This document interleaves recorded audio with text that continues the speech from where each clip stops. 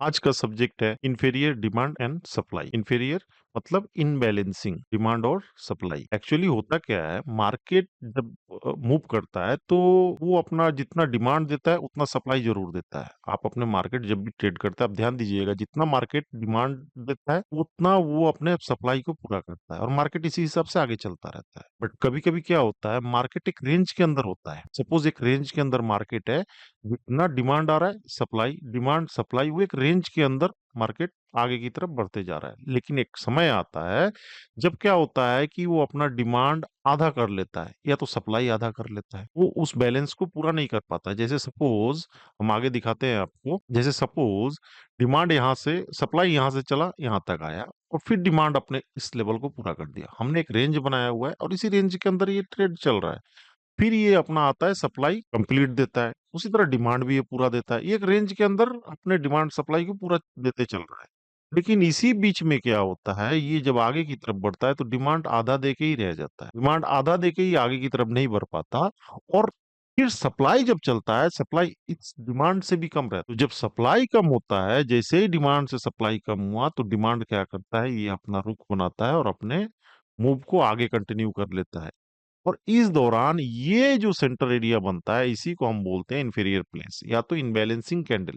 जहां से जाके इनबैलेंस हो गया, मतलब यहां से तो मार्केट डिमांड को यहां तक जाना था, पर डिमांड क्या किया, यहीं से इनबैलेंस हो गया और यहां से नीचे आ गया। नीचे आके सप्लाई भी कंप्लीट अपना नहीं दे पाया, जिसका परिणाम ये हुआ, ये मार्केट ऊपर की तरफ मूव कर गया। सप्लाई जैसे ही कम हुआ, डिमांड अपने आप को क्या कर दिया, डबल कर दिया और डिमांड को आगे बढ़ा दिया। सेम कंडीशन में अगर आप यहां से, जैसे ये बुलिश की तरफ चला गया, अगर सेम कंडीशन में मार्केट क्या करता, ये डिमांड को पूरा कर लेता है यहां तक, सपोज यहां तक पूरा कर लेता है, ये अपना डिमांड चेन को पूरा कर लेता और सप्लाई क्या करता, फिर आधा यहां तक आता, सप्लाई आधा यहां तक आता, 50% आता। और जैसे ही सप्लाई आधा होता तो डिमांड को तो आगे जाना चाहिए था, हो सकता है डिमांड भी इस सप्लाई से भी कम आता। डिमांड जैसे ही सप्लाई से कम आता तो ये जो जोन बनता है, ये इनबैलेंसिंग जोन बन जाता और मार्केट क्या करता, अपने आप को डिप देता। तो ये हम सब्जेक्ट जो है हमारा इंफीरियर प्लेस के लिए है, मतलब इनबैलेंसिंग कैंडल कौन सा होता है। तो इनबैलेंसिंग कैंडल एक्चुअली यही होता है जो पैरेलल चैनल पे अगर हम चल रहे हैं, सपोज हम यहाँ पे दिखाते हैं, सपोज एक हम पैरेलल चैनल पे चल रहे हैं, ये पैरेलल चैनल बनाया हमने, एक पैरेलल चैनल पे मार्केट मूव कर रहा है। इस दौरान क्या हो रहा है, सप्लाई कंप्लीट आया, डिमांड भी कंप्लीट गया, फिर सप्लाई, आप इस तरह का देखते होंगे, मार्केट डिमांड सप्लाई एक रेंज के अंदर मूव करती रहती है, यहाँ से यहाँ आया, फिर डिमांड पूरा गया, लेकिन सप्लाई क्या हुआ, आधा ही आ पाया। आधा आने के बाद क्या हुआ, डिमांड को तो पूरा आना चाहिए था, बट डिमांड भी क्या हुआ, इस सप्लाई का भी आधा आया। ये जो सप्लाई आया था इसका भी आधा डिमांड आ पाया। ये हो गया हमारा इनबैलेंसिंग कैंडल।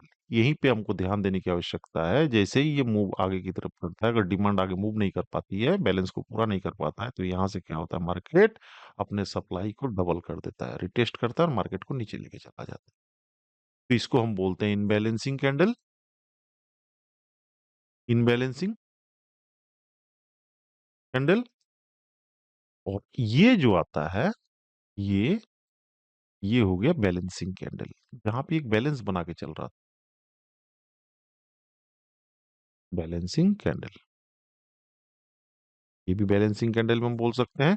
बट ये तो बैलेंस में अपना वर्क कर रहा था, इस दौरान ये आ गया जो इनबैलेंस बनाया और मार्केट को अपनी दिशा को चेंज कर दिया। ठीक है, आज के लिए इतना ही। आपको इस टाइप का वीडियो हमेशा मिलता रहेगा, आप इस चैनल को लाइक और सब्सक्राइब जरूर करें। Thank you.